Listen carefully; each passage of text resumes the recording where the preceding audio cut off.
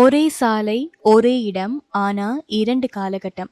23 வருடங்களுக்கு முன்னாடி நடந்த பேரழிவு. அதே இடத்துல இன்னும் ஒரு விபத்து. வெள்ளவாய எல்ல பேருந்து விபத்து பற்றி தான் எல்லாருமே கதைச்சிட்டு இருக்கோம். சோஷியல் மீடியால ஏகப்பட்ட விஷயங்களை பகிர்ந்துட்டு இருக்காங்க. இத பற்றின ஒரு தெளிவான விளக்கத்தை இந்த காணொளியில பார்க்கலாம். வெள்ளவாய 23 கிலோமீட்டர் பிரதேசத்துக்குள்ள நடந்திருக்கு இந்த விபத்து. சரியாக 9:20 இரவு நேரத்தில் தான் இந்த விபத்து நடந்திருக்கு. விபத்து நடக்கிறதுக்கு 5 நிமிடங்களுக்கு முன்னாடியே சாரதி பிரேக் ஒர்க் ஆகல அப்படிங்கறத சொல்லியிருக்கிறாரு. இந்த பேருந்துல 30 பேர் பயணிச்சிருக்கிறாங்க. தங்களுடைய சுற்றுலா முடிந்து வீட்டுக்கு திரும்புற வழியில தான் இந்த விபத்து நடந்திருக்கு. சாரதி இளம் வயதினர் அப்படிங்கறதுனால அவர் சொன்னதை பெரிதாக இவங்க யாருமே பொருட்படுத்தி இல்ல. இவர் பிரேக் ஒர்க் ஆகல அப்படிங்கறத சொல்லி முதல் வளைவை கடந்ததுக்கு பிறகு மறுபடியும் சொல்லி இருக்கிறாரு, பஸ் கட்டுப்பாட்டுக்குள்ள இல்ல, அடுத்த நிமிடங்கள்ல என்ன வேணாலும் நடக்கலாம்னு சொல்லி முடிக்க முன்னாடியே பேருந்து 1000 அடி பள்ளத்தாக்குக்குள்ள விழுந்திருக்கு. இது அந்த விபத்துல இருந்து தப்பிக்கப்பட்ட ஒருவரால சொல்லப்பட்ட வாக்குமூலம். இந்த மீட்பு பணிக்காக கிட்டத்தட்ட 200 ராணுவ வீரர்களை உடனடியாக, அதாவது அந்த விபத்து நடந்து 15-20 நிமிடத்திலேயே அந்த இடத்துக்கு எல்லாருமே வந்திருக்காங்க. வந்து பார்க்கும் போதே பேருந்துக்கு மேல ஏற்கனவே உயிரிழந்த 4 பேர், காயங்களோட 3 பேர் இருந்திருக்காங்க. யார் எப்படி உதவி செய்ததுன்னு பார்க்கும்போது அதே கிராமத்துல இருந்த ஒருவர் ஏற்கனவே, அதாவது இந்த ராணுவத்தினர் வர முன்னாடியே கயிறை கட்டி அந்த பள்ளத்துக்குள்ள இறங்கி 7 பேரையும் மேல கஷ்டப்பட்டு கொண்டு வந்திருக்காரு. இறுதியில அவருமே தீவிரமா காயமடைந்து வைத்தியசாலையில் அனுமதிக்கப்பட்டிருக்காரு. அவர்கிட்ட போய் கதைக்கும் போதுதான் தெரிய வருது, அவருமே ஒரு ராணுவ வீரர். விடுமுறைக்காக வீட்டுக்கு வந்த அந்த நிமிடத்துல நடந்த விபத்துக்காக விடுமுறை எதுவுமே பொருட்படுத்தாம உயிர்களை காப்பாற்றுவதற்காக தன்னுடைய உயிரையுமே கொடுத்து கஷ்டப்பட்டு 3 பேரை அவர் காப்பாத்திருக்காரு. காப்பாற்றுவதற்காக சென்ற ராணுவ வீரர்களையுமே ஒருவர் ஐசியூல இருக்காரு.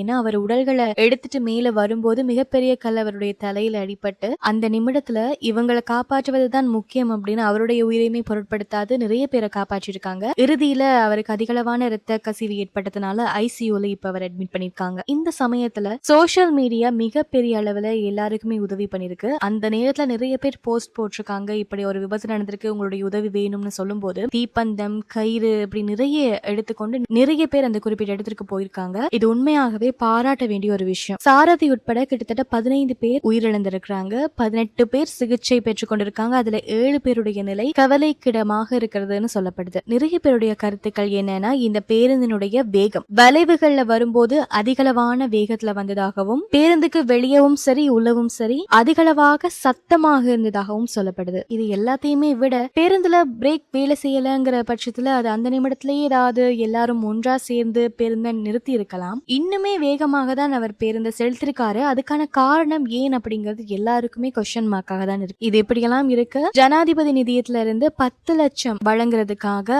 ஆரம்ப கட்ட ஒரு முடிவாக எடுத்திருக்காங்க. ஒருவருக்கு 10 லட்சம் படி வழங்குறதுக்காக. நான் முதல்ல சொன்ன மாதிரி தான் 23 வருடத்துக்கு முன்னாடியும் இதே மாதிரி 2002ஆம் ஆண்டு செப்டம்பர்ல இந்த இடத்துல தான் இந்த விபத்து நடந்திருக்கு. அதுல கிட்டத்தட்ட 21 பேர் இறந்திருக்காங்க. அதுக்கு பிறகுதான் அந்த வளைவுல பெரியருமே போட்டிருக்காங்க. ஆனா அந்த பெரியரையுமே உடைச்சு கொண்டுதான் இந்த விபத்து இப்போ நடந்திருக்கு. எதுவாக இருந்தாலும் சாரதிகள் அவர்களை நம்பிதான் நாங்க எல்லா வாகனங்களையுமே ஏறுறோம். பொறுமை மிகவுமே முக்கியம். அதுவும் இப்படி மலை பிரதேசங்கள்ல செல்லும் போது பாதைகள் எந்த அளவுக்கு வளைவாக இருக்கும் அப்படிங்கிறது உங்களுக்கு தெரியாது, ஏன்னா பழக்கம் இருக்காது இல்லையா. அந்த மாதிரியான சந்தர்ப்பங்கள்ல கவனமாகவும் பொறுமையாகவும் வாகனத்தை ஸ்டார்ட் பண்ண முதல் அதுல ஏதாவது கோளாறுகள் இருக்கா அப்படிங்கறது செக் பண்ண வேண்டியது உங்களுடைய மிகப்பெரிய கடமை. இந்த ஒரு விபத்து இனிவரும் காலங்கள்ல எந்த ஒரு விபத்துமே நடக்காம இருக்கிறதுக்கான சாத்தியக்கூறுகளை அதிகரிக்கும் அப்படின்னு நினைக்கிறேன். அதே போல சாரதிகளுக்கும் இது மிகப்பெரிய விழிப்புணர்வாக இருக்கும்.